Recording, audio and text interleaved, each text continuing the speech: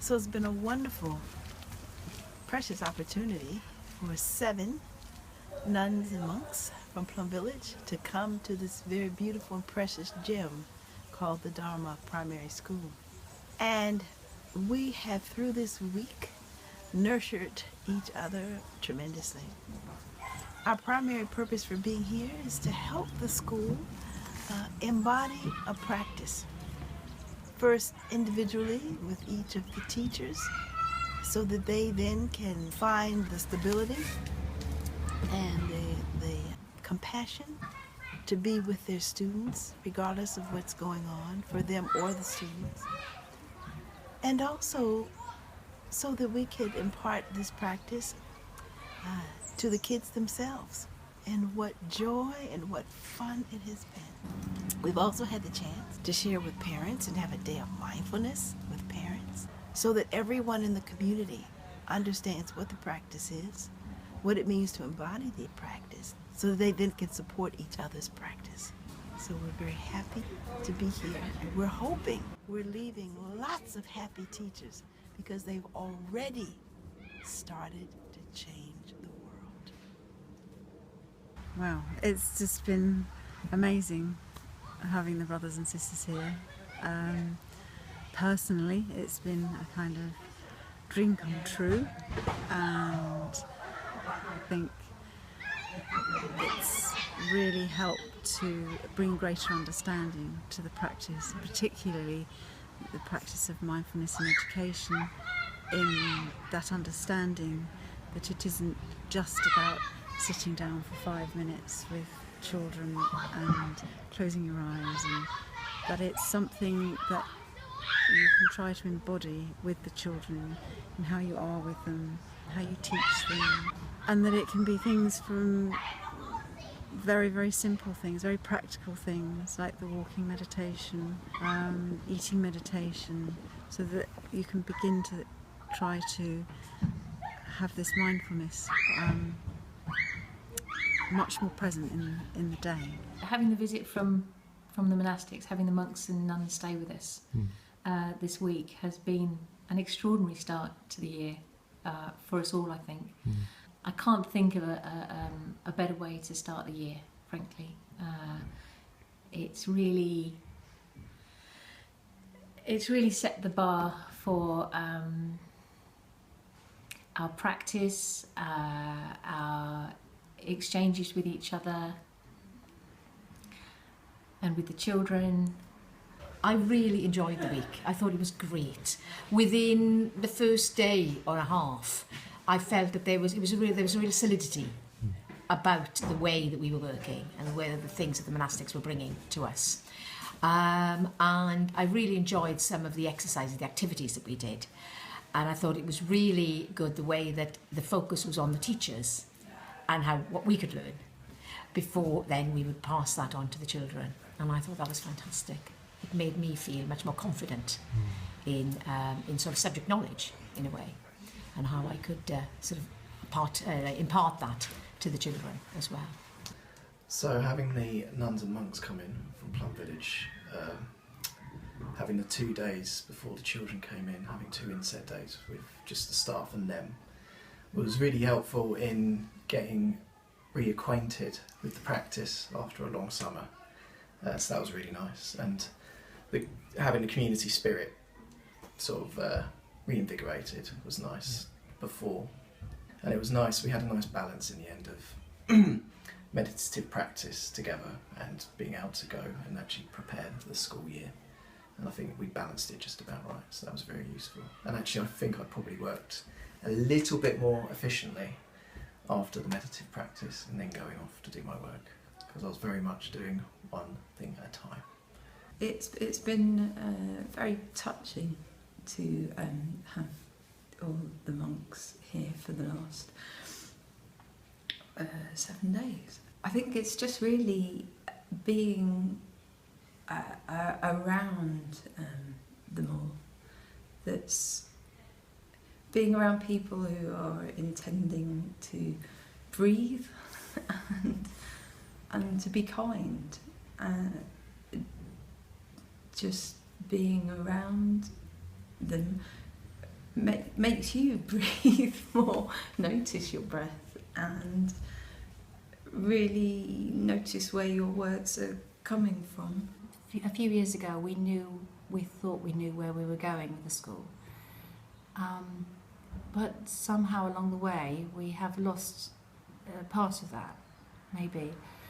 But this few days, I've seen all of that come back and more, and it's been very, very powerful. And maybe on a personal level, it's been powerful.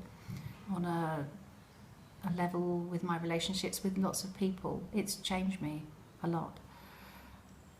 And as far as the school is going, I feel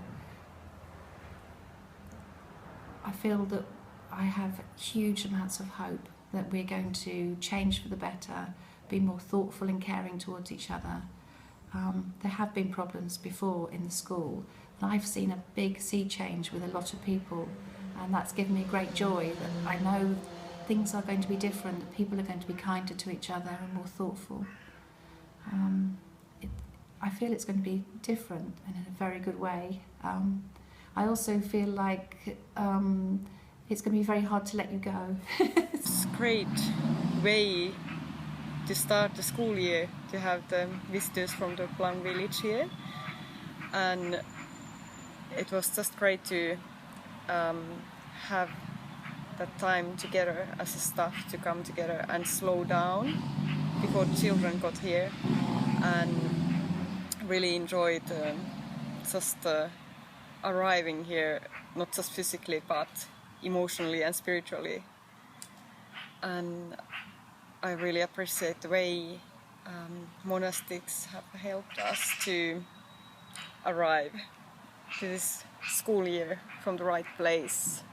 Your definition of mindfulness is just the simplest, easiest thing for anyone to grasp, and that is whatever you're doing, it's doing something and really knowing that you're doing it.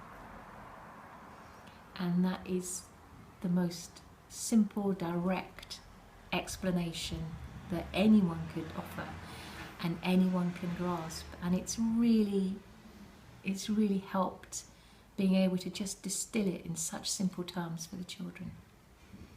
Yeah, it's been wonderful having the monks and nuns here. I feel like we've learned a lot of new practices that we can use with the children, but more than that, I feel they've taught us how to embody the practice within ourselves, within our daily life. So on the bus or at home or just generally in the community, ways in which we can just always be mindful. I find that the most kind of powerful, and found it very beneficial to use at home, and I really noticed a new sense of kind of peace and joy, just doing the sort of mindful toothbrushing. How much joy can arise from that is quite amazing. It's a great way to start the day. I've been really noticing when I hold my breath, which is something that I do when a situation is difficult or I feel emotional. And so instead of holding my breath, I've started to try to breathe through those situations. And yeah, I found that really helpful. During these 10 days, I realized that there is a way of, in this hectic life, to eat mindful, to have 5 minutes of breathing when you get stressed in the school and when it's getting hectic. I've known you as somebody who rushes around. I run up and down the stairs. I'm always sort of running around. But what I have done this week is be aware of when there's a time where I don't have to rush and maybe I can walk more slowly. And I'm trying to bring some of that into my life generally at home. Because again, at home I've got kids and I run around after them. But just yesterday, I sat in the garden for 10 minutes with a cup of tea and I just focused on the tea, almost the heaven in a cup of tea meditation. And I just focused on it and I sat, and it was really lovely. And I think, when everybody wants a bit of you, it's so nice to sit down and just think, no, I'm just going to have that little bit of time. So I'm going to try really hard and just have a couple of 5 minutes or a 10-minute break every day where I just sit quietly. So I'm going to really make an effort to do that. I've got a very, very hectic job in the Dharma school because the office is the point where everybody comes and everybody wants things of me. But through the monastics from Plum Village, I've learned to find my focus back. Like, I use some practice which they taught us.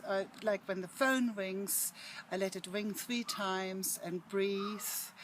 And then I pick up the phone, or I try to walk mindful through the school, find my focus back, and this really helped me to go through the hectic daily life of the school.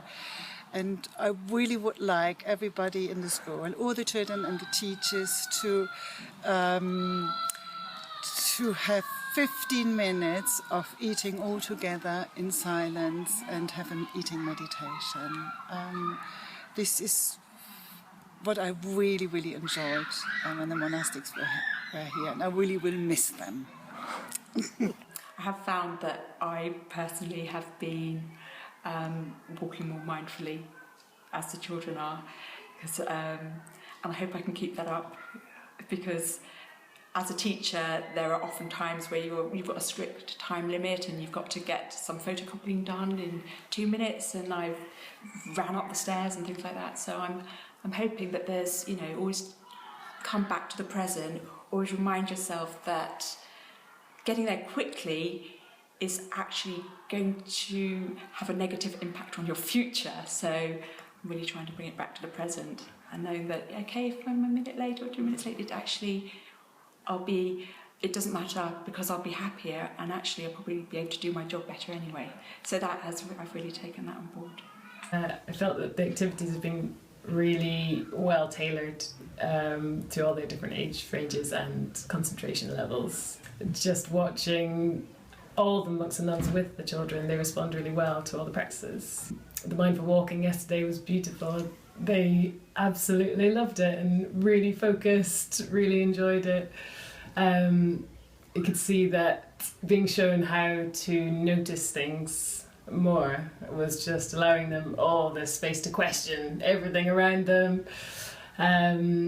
We had a few children who rarely speak, or are quite shy, and who were sort of motivated on that walk to be pointing out things and questioning about nature, and just found a really beautiful relationship with one of the monks, which was lovely to see. I really thought that the walking meditation, the recipe for walking meditation, was great. I particularly liked the fact there were lots of little bits, and as a teacher, what we're always looking to do is to break things down into manageable chunks with children, per lesson. With the walking meditation, it's easy, it's all there, and I can break that down into 4 or 5 lessons, which I will do, and I'm planning to do it. It's in my plan already, that I'm going to be doing that with the children 2 days a week when I do puja with them. I'm going to be doing the walking meditation, so I'll take a couple of weeks to build right up using all the elements. So I'm looking forward to that. Walking meditation, that has influenced us already. So we used to sort of line up quietly at the door, and then they'd go off into the cloakroom. And by the time they got to the cloakroom, there was a lot of noise and, scrabbling about. We're now walking mindfully and peacefully to the cloakroom. There's quiet in the cloakroom, and peacefully outside. And as soon as they get outside, that's their chance to sort of let off steam. So it's appropriate for them to be mindful in the classroom and in the school. So it's worked really well. Like mindful walking up and down the stairs has transformed the energy exchange, in between classrooms, and that transitional time where things can get very frantic. The fact that we all are embodying this practice, the children are adopting that, and I think that's a lovely benefit from your visit, that we're practicing that, and it's becoming part of how we are. It was beneficial to learn about how to invite the bell, so that you just don't rush into it and ring it, and you kind of honor the bell and the bell ringing practice by introducing it calmly and firstly connecting with yourself and then connecting with the object. And once you're ready, you really can take your time with the bell ringing. And yes, I think that's going to be very beneficial to me in my art lessons. And sort of just say it's okay to stop. It's okay to stop and just drop everything for a while and just calm down and come back into your breathing. And it would be lovely if the whole school, if we can maintain this practice and do it mindfully in the future as well. I've particularly liked using the tools that we've been taught. For instance, the waking up the bell meditation, because that's something that I can use in the classroom frequently, and it does have an effect on the children, especially sharing with them that it's the bell is a friend and it's a special time, rather than just sort of using the bell just to keep them quiet. So I really found that useful. I'm going to try the other meditations, for instance, the eating meditation with my children, because we have lunch and snack time with them. Haven't tried that yet, but I'm looking forward to doing that. We had started practicing mindful eating before, but I think the monastics, having explained more about it and offered their own different variations or takes on it, has really helped. Sister Morning shared with us her own personal practice, which I find really useful, really lovely to employ when I'm eating. And like a lot of these things, it can be much easier to practice together. In the classroom, we've been enjoying mindful movement, and what was the other practice we did? We did the pebble meditation, which the children enjoyed. But I think just the way things are phrased to the children, they can really understand. Calling the breath a friend that you can always turn to if you're feeling anxious or worried or angry. I think the children can really picture that as someone who's always with them, and then once they've learned enough that they can recognise when they're feeling these strong emotions, and they can turn to that friend and just breathe through it. And then we start small with these practices, because the children I'm with are 5 to 7. You can really see a change in them year after year after year. I mean, even today in the playground, one of the children came up to me and said, I'm really enjoying my new class, I'm not hurting people anymore. And yeah, she said, do you remember last year I was hurting people all the time? And she's like, no, I don't do that anymore, because when I get angry, I just return to my breath. And this is from a 7-year-old girl, and it was just a really very powerful moment where it is all going in, definitely, and they're using it, so very inspirational. I think the children have really enjoyed the monks being here because of the joy that emanates from the monks,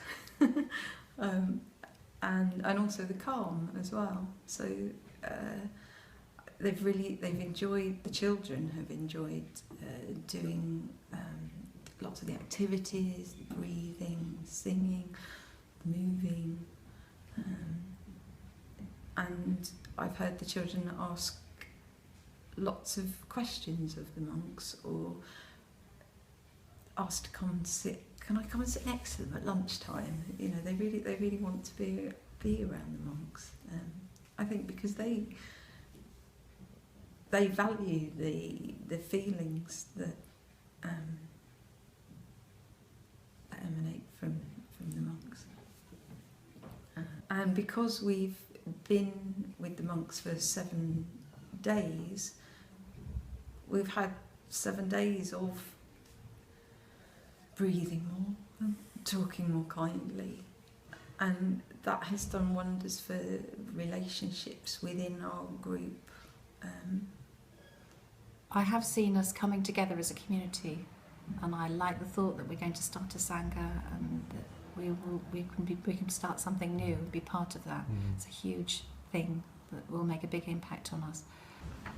As a personal practice, I feel that in the school and for the school, the flower watering has been just wonderful and something that I think we all want to take on board.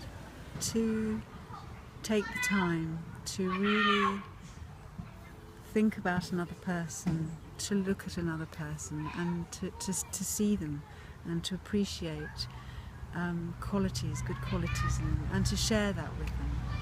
And sometimes we can think about these things but we don't actually express it, and it's the expressing that is so important. And what's been very powerful is doing it in a group, because then there's that collective energy and support, and it's been very beautiful, very beautiful. We did the practice of flower watering, which was a great opportunity to kind of stop and share the appreciation, because I've been here for a year, but I feel like that was like my first opportunity to really have the time and space just to do that. Also the appreciation was held somewhere, maybe. I haven't spoken out maybe as much as I could have done. So I hope we can maintain this also, not just sort of becoming and share those sessions when we do the flower watering, but take it into our daily school routine. How did I feel about the flower watering? It was really good for me in particular, because I do struggle actually to just give people, I'm not mindful enough of giving the praise to people when I go through my school day, you know. It's busy and you don't stop to think just how much your colleagues and things, all the things they do for you. And I think maybe I could be guilty of thinking about the one thing that they didn't do for me rather than all the lovely things that they've done for me. Even if there's disagreements with teaching staff, which is inevitable in any working environment, I can absolutely, hand on heart, think of something to say positively about anyone I work with, you know, and that's always a good start. That is always a good start, and then it will hopefully build from there, you know, a better working relationship. Oh, the flower watering. Yeah. Yeah, sorry. Yeah, so then once we learned to really listen, we did the exercise of the flower watering. An amazing exercise to sort of start healing rifts amongst the staff if any of the relationships had sort of deteriorated during the year. Just saying something you appreciate about your other staff members just boosts their morale, makes you feel good, makes everyone feel that they are valued as part of this team. But I think probably the most useful thing that's been for the whole staff during those days was learning how to talk to each other and how to really listen. Meetings tend to be a bit hectic, people talking over each other and everyone's trying to get their opinion heard, and it gets very stressful. But learning how to talk here, where you bow in and you give people the space to talk, is amazing. Everyone can say what they need to say and it's non-judgmental. I think we created a lot of trust within the circle. Everyone was just saying exactly how they felt and that was okay. And everyone was being supportive, which was needed, very needed. For me, the deep listening is enormous, really enormous, and I'm looking forward to doing that with the children and listening more to what they say and really hearing what they say, rather than always providing the answers for them. My tendency is to say, oh, I know how you feel, but I don't know how they feel. I have to listen to them and give them their moment. I'm excited really to start doing this with the children and to hopefully teach them by example how it can be and how they can listen to each other. I think it's going to make a big change in how I am with people, how I am with the pupils and how I am with my colleagues. I think the deep listening is very, very important, and that would be enough on its own, but there has been so much more that we've taken on board, as long as we remind each other to keep to keep these thoughts, to keep mindfulness at the centre of everything we do, I think it will be a much better school for him. Really, really excited and looking forward to what's going to happen with the school. I feel like it's the kind of place that I want to work in, and I want to be in, and I want to be part of it. I want to help to make this the perfect school that I know it could be. So I'm looking forward to that. Nature is cool, the forest is our classroom, the earth is my school. The trees are my teachers, animals are my friends, and on this school our life is. I love nature, nature is cool. The forest is my classroom, the earth is my school. Trees are my teachers, animals are my friends, and on this school all life depends. I love nature, nature is cool. The forest is my classroom, the earth is my school. Trees are my teachers, animals are my friends, and on this school all life depends. I love all of nature, yes it's true. That means I love myself and I love you too. When I look around me, nature's all that I'm seeing. Plants, animals, earth, sky, and human beings. Nature is like one big community. Many animals might live inside just one tree, and that tree gives us oxygen to help us breathe. This whole interaction is called ecology. I love nature, nature is cool. The forest is my classroom, the earth is my school. Trees are my teachers, animals are my friends, and on this school all life depends. I love flowers, they are so pretty. I love them in the forest and I love them in the city. And I love mushrooms too, on a pizza or in salad. But my favorite place for mushrooms is right here in this love ballad. I love children and I love H2O, and children who love nature can help the rivers flow by protecting habitats like wetlands and wet meadows. When we work together we can all help nature grow. So I love nature, nature is cool.